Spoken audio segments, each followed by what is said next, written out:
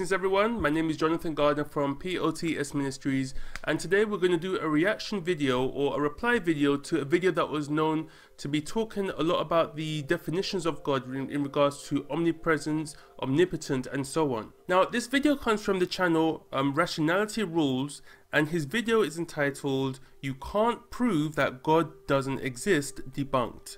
Now we're going to head into this video. We're going to talk about some of the things that he talks about, and we're going to make some replies to what he says regarding the existence of God based upon using the characteristics that attribute to God. So let's look at some of his clips, and then we're going to head right into the video and then see some replies that we can get from him so we can see, is it true? Can you actually disprove God's existence based upon his character? Let's watch some clips. And so, let's name but just a few of these contradictions, starting with omnipotence.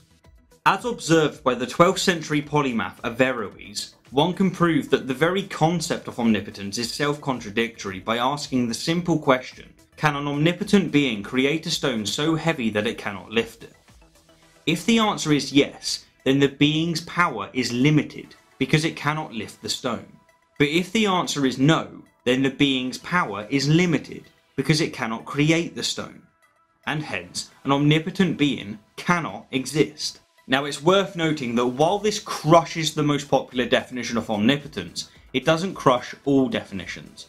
But that's a rabbit hole we'll dive down at a further date. Right, now you can see that I haven't gone too much into the video. I've just highlighted the main points, and based upon what he said, I can see how some of the definitions that he's using towards God could end up being a bit far-fetched. And I'm talking about based upon just using the definition or the characteristic alone. Now I say that because when you attribute a characteristic to someone or something, you have to also realize that there is also intent. Based on my discussions with Muslims, this is something that they often do as well, because they can't understand the concept of Jesus Christ being the Son of God based upon definition of words. Now I just want to give a brief example of what I mean when I talk about attributes and characteristics linked in with an intent. Here's a common example which I hope brings out some light. So I could say, as is commonly mentioned, the lion is the king of the jungle.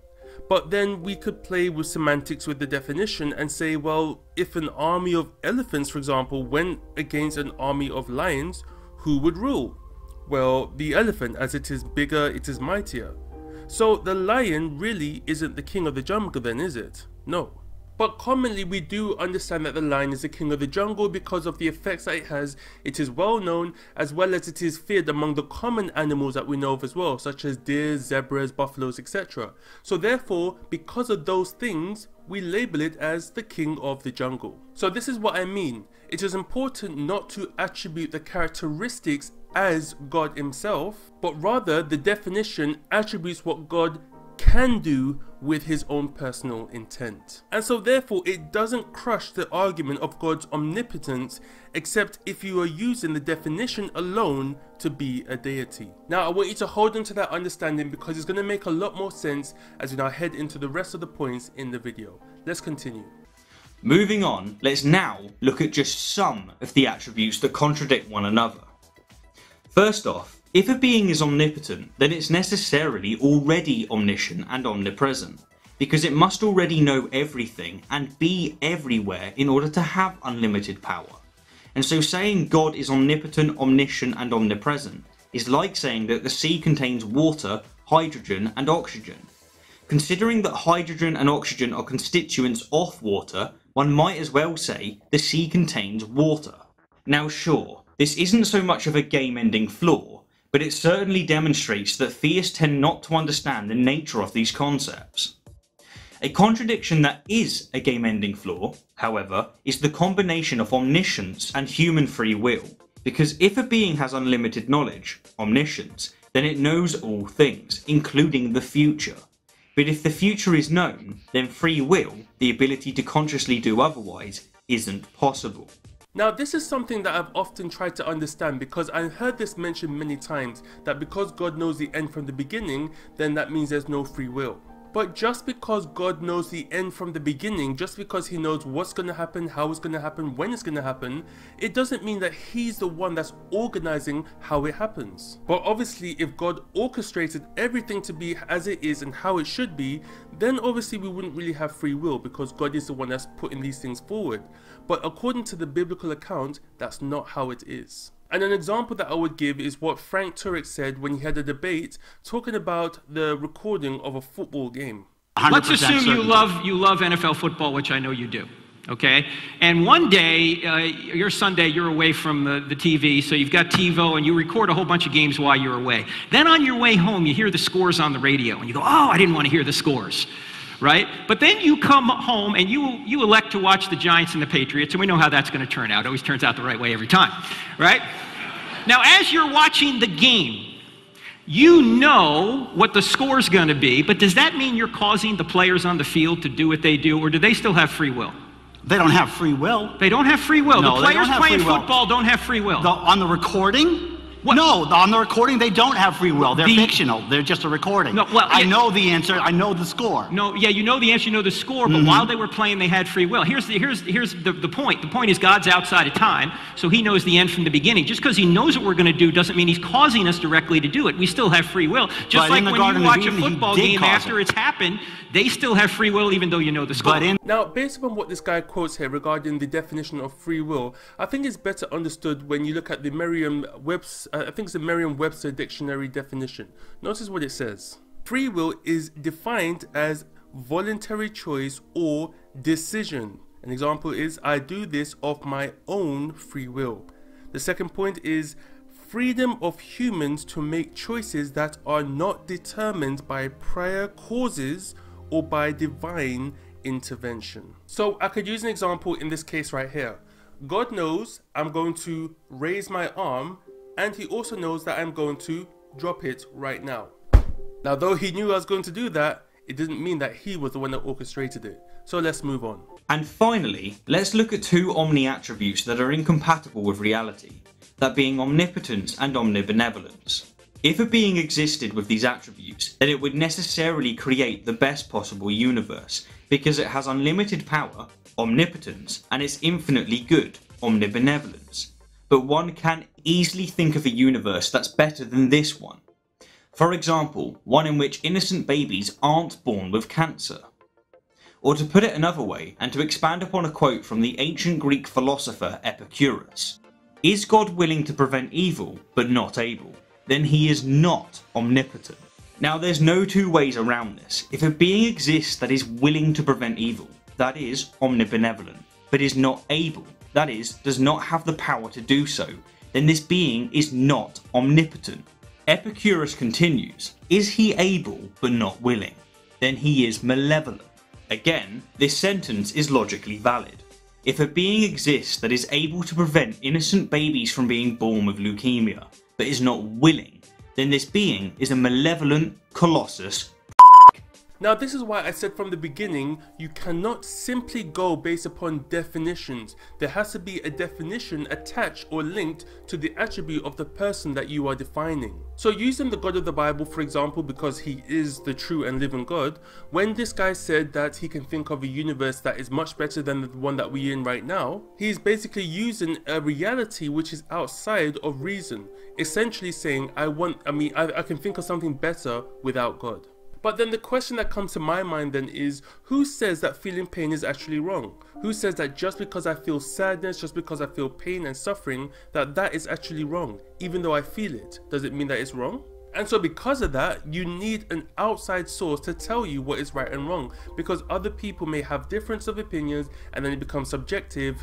Who's right or wrong? And this is why, while he said that he can think of a world where there's no babies born with cancer, if you actually read the Bible in the Genesis account, you'll see that this is how it was in the beginning. There was no babies born with cancer, there was no sickness, there was no evil. And just to say something in regards to that, When you look at the concept of DNA and you look at the concept of our choices, you can see why certain things happen regarding, for example, babies born with cancer. And I mean choices, for example, because a woman may be pregnant while smoking and drinking, which obviously could affect the baby. I'm sure there's many news articles that you can read that express this. Or it could be the imperfections of sickness carried through our DNA passed onto the baby. Some of the common diseases are eczema. So be that as it may, you cannot say that all the issues in this world is the result of God, because we are a people with choice. And also you can't use the negative attributes that you're trying to use to then justify that God doesn't exist. Especially when you have no idea what the Bible says or the theme of the Bible when it comes to what he is planning to do. So I guarantee that if you understood the theme, when you used what the Greek philosophers said, when you mentioned things such as, is God willing to prevent evil but not able, and is he able but not willing, you will see how that was all part of the plan for God to destroy evil at the end. Now I want to mention one thing, because I'm sure many people may be asking, well, what is this plan that he has in store for everybody in regards to the end of evil, you could say? Well, in the Bible, the plan is known as the sanctuary, and I'm not talking about the sanctuary as in a church or a building. This is a sanctuary known in the book of Exodus and also in heaven. This system that God set up is perfectly designed to do the work of destroying evil and sin at the end, which obviously includes babies being born with cancer, and to restore what was lost before sin, which was absolute goodness and perfection. And while you or many other people may mock the God of the Bible because it's very fashionable, or well, I mainly think because people don't understand, if they actually understood and took time to understand the theme, they may actually see many things which are, well, which highlights some of the main attributes of what God plans to do when it comes towards destroying evil. And in fact, the death on the cross, when Jesus Christ died on the cross, many people, though we see it as God loving us and dying for us, which is definitely true, it was also very important to know what was actually happening. That was, you could say, quote unquote, the activation of the sanctuary. And like I said, the sanctuary was designed to put evil to a complete end. So with that said, let's move on to the last bit that he says, and then let's round up everything as we finish. Is he both able and willing? Then whence cometh evil? And again, this sentence is logically valid, and I personally think that it's the nail in the coffin for most theists. If a being exists that is able and willing to prevent evil, then it logically follows that evil cannot exist. But evil does exist, and therefore this being does not exist, despite the countless backflips apologists do in the attempt to rebut this. And Epicurus concludes with, is he neither able nor willing? Then why call him God? So, to recap, even though the burden of proof is on the one who makes an assertion, in many cases you can prove the negative, even though you don't have the burden to do so. And, depending on the attributes assigned to the Abrahamic God, you can prove that God doesn't exist. Okay, so what this guy is ultimately saying is based upon the definition of omnibenevolent, which is basically loving, kind, etc. That characteristic wouldn't allow evil to happen in this world. But according to him, seeing as evil is now in this world, it means that this omnibenevolent God, we should have prevented it because of his characteristic. Because it hasn't been dealt with, there is no God. Now, I guess the reason why he mentioned that apologists would just kind of flip over, and he showed that little image with the frog just going over and over and over, based upon trying to explain why these things happen. I guarantee he has not heard what the theme of the Bible is. He may have heard snippets here and there from apologists, but he probably hasn't heard the whole theme from Genesis to Revelation, which is why it may seem like it will be never understood. Now, like I said from the beginning of this video and over again, if you do not understand the theme of the Bible, you will not understand what is going on. So what I'm going to do is I'm going to quickly explain just from the book of Genesis all the way up to maybe Revelation, and we're going to see what the theme is and why evil will be dealt with, and also how God holds fast the definitions or the characteristics linked to what he's talking about in this video.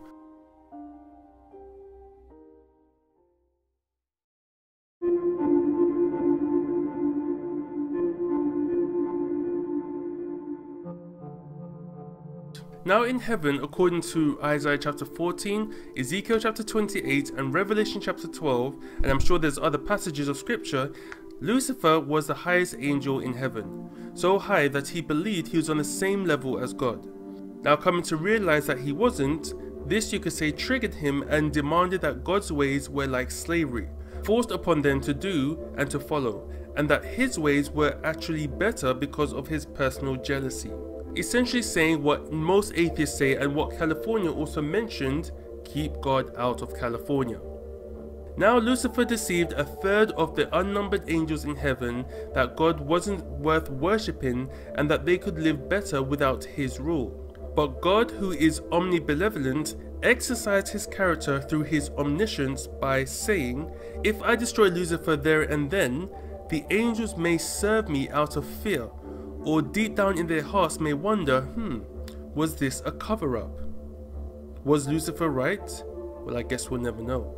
So the only wise thing for God to do is to allow the course of sin to run forward, because he is a God who at the end of the day allows us to make our own choices, free will. Lucifer, now Satan, tempts Adam and Eve to ultimately go against God's ways, saying you can make your own decision on how you live by being God and enjoying your life, only to see the effects of your choices. God intervenes by sending Christ, the only one like himself, to live in a body adapted to sin but chose not to sin, thus showing us that we can live a life full in righteousness. He also took on the penalty of sin that we committed and died for the sins of mankind, which was excruciating as Christ died ultimately from a broken heart, being separated from his Father. And by completing his mission, he proved to Satan that Satan's reign of sin and sadness and evil will eventually come to a complete end when judgment against sin and the continual sinners will be destroyed with this sinful world when God makes all things new again.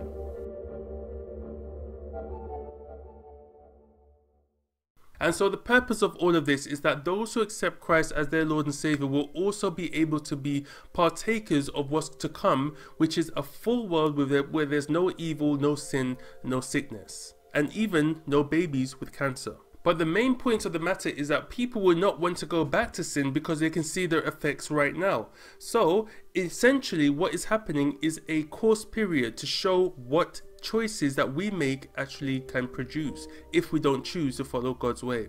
And this is why I can say for surety that sin will never rise up again, because you don't want to go back to what we're living in right now, do you? No. And this is why God is known as being wise, omniscient, because of the fact that he understands what he's going to do and how he's going to do it. So therefore he's holding fast the definitions that attribute to him, and he's fulfilling it in every circumstance of what is happening. So for this guy to say, I think of a universe where babies don't get cancer, you may be able to say that, but the creation you create, if you were to put yourself in God's shoes, may end up not having free will. So when God made free will, essentially he's opening up the possibility of evil, but he would rather make free will than to create robots. I mean, would you tell your wife or husband to love you by force, or would you prefer for them to love you by choice? So when God made us with free will, he knew that things will happen, but at the same time, he would partake of the sufferings of the events that he knew was going to happen.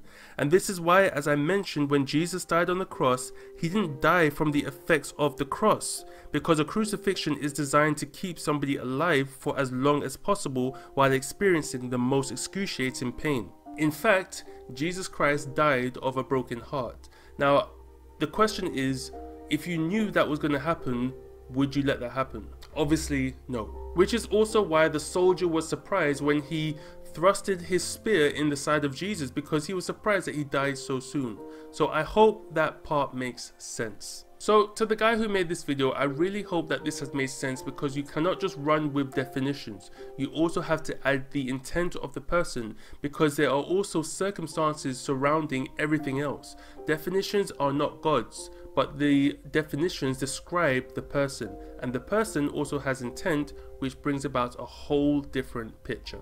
And if you're simply just sticking to definitions, we may as well just play semantics with the definitions. Alright friends, I pray that this has made sense. Thank you for taking the time to watch this, and I will see you in the next one. God bless, and I'll see you soon. Please like, please also subscribe, and also share. God bless. Bye for now.